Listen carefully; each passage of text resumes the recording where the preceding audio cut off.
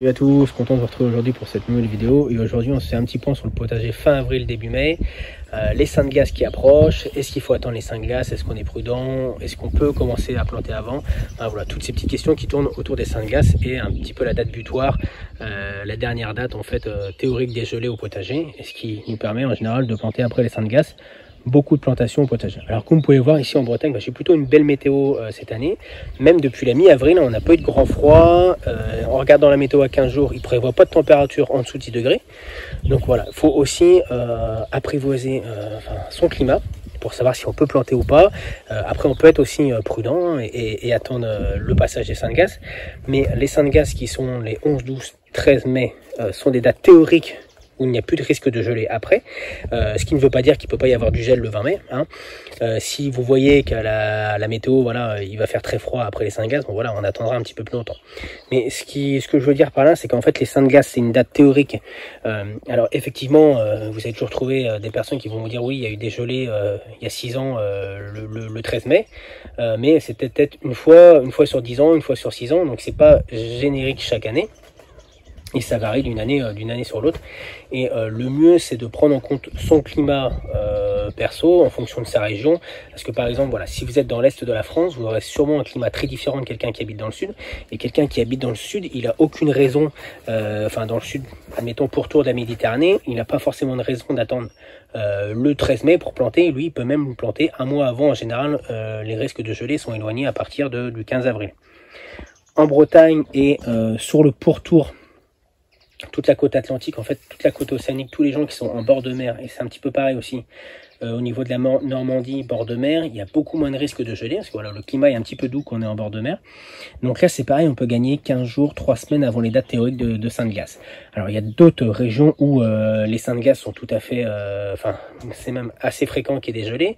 Donc, on va retrouver l'est de la France, le nord, les régions montagneuses, et même les régions montagneuses, on peut aller jusqu'à fin mai, début juin, avec des risques encore de froid. Donc, alors, il faut savoir que les tomates, s'il fait 5 degrés, bon voilà, ça va stopper leur croissance, mais les plants ne vont pas mourir. Par contre, s'il y a une température 0, -1, 1, voilà, ça peut être fatal pour les plants. Donc c'est pour ça que voilà, on dit en général, il faut attendre de les planter en extérieur que tout risque de gelée soit passé.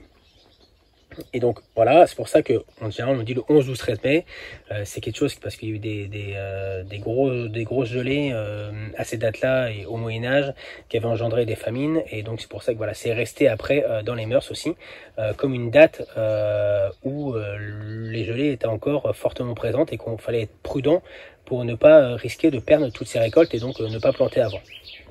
Donc voilà, après le climat il change aussi maintenant avec le réchauffement climatique, il y a de moins en moins de gelée, enfin on voit que les mois de mai sont de plus en plus chauds, donc c'est aussi, il faut se réhabituer à la nouvelle météo et au nouveau climat qu'on a, qui est différent de ce qu'il y avait 100 ans, 200 ans. Alors ça ne veut pas dire qu'il faut faire tout et n'importe quoi et planter voilà, le 15 avril, mais je pense que faut bien appréhender son climat personnellement.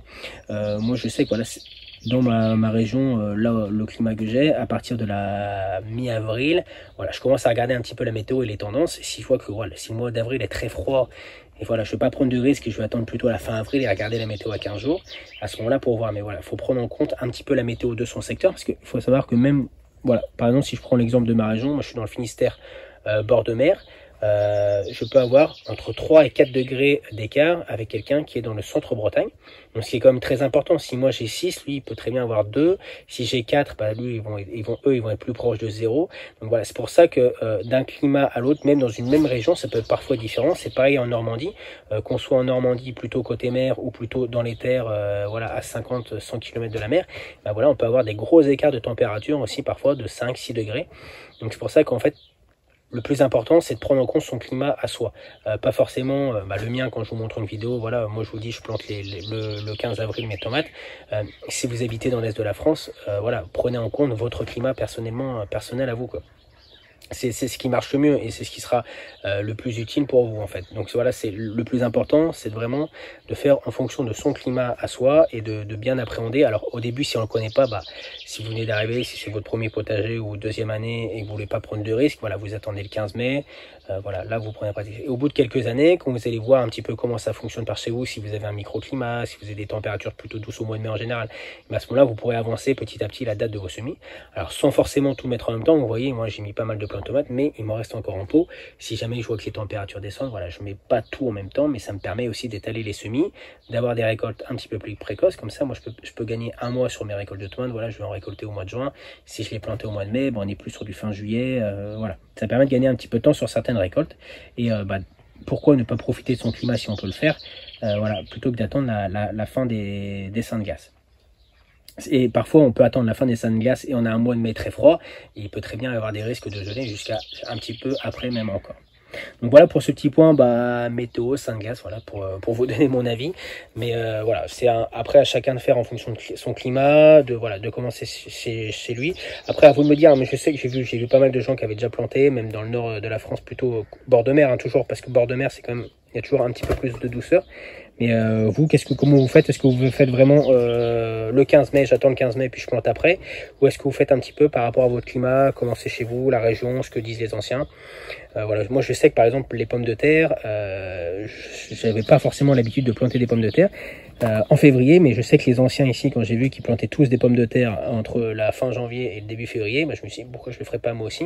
Et c'est aussi, voilà, c'est aussi des bonnes astuces. On dit on plante les pommes de terre au lilas. Alors à la floraison du lilas, c'est vrai dans beaucoup de régions en France. Mais par exemple, ici, je sais que je peux le faire à peu près 15 jours, 3 semaines avant, parce que le climat est un petit peu plus doux. Donc, ce qui me permet d'étaler un petit peu les récoltes, de gagner un petit peu de temps et d'optimiser un petit peu le fonctionnement du potager. Donc voilà, c'est pour vous dire qu'il faut vraiment appréhender son climat personnel et puis voilà, étudier un petit peu comment il évolue pour vraiment avoir les meilleures dates de plantation chez soi, parce que ça peut varier d'un mois à un mois et demi entre les régions. Par exemple, voilà, entre la Bretagne ou même le sud de la France et les régions montagneuses, on va avoir un mois et demi d'écart.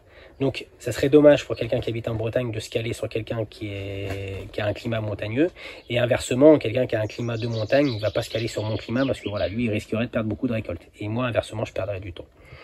Donc voilà pour la petite explication. En tout cas, vous voyez là, les tomates sont plantées. Je vais continuer mes plantations parce que là, il me reste encore quelques patates à récolter. D'ailleurs, je vais continuer ce soir. Et vous voyez, voilà, ça c'est les patates qui ont été plantées en février. Et donc voilà, on a vraiment des belles patates. Donc là, je vais finir de récolter tout ce qu'on a ici, et comme ça demain matin, alors pareil, la plantation des tomates je la fais plutôt tôt le matin, parce que voilà, quand en journée on va éviter, ça pourrait faire souffrir les plants, et plutôt tôt le matin ou le soir, mais voilà, on va plutôt privilégier le matin parce que le soir les nuits sont encore un petit peu fraîches.